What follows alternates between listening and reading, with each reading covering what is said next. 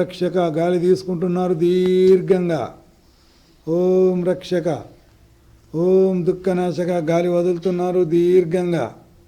పరమాత్మను ధ్యానం చేస్తూనే గాలి తీసుకుంటున్నారు, గాలి వదులుతున్నారు. అందరూ భస్త్రికా ప్రాణాయామం చేస్తున్నారు. ఎవరు కదలడం లేదు, ఎవరు ఊగడం లేదు.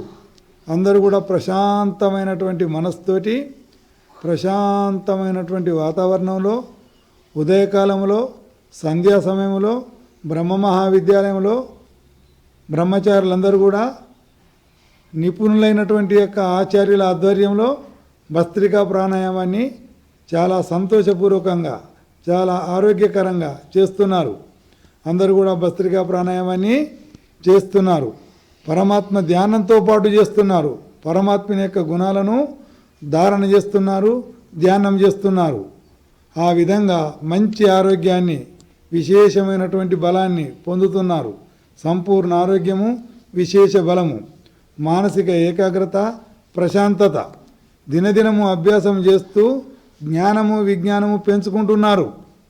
జ్ఞానము విజ్ఞానము పెరిగి వివేక ఖ్యాతి పొందుతున్నారు.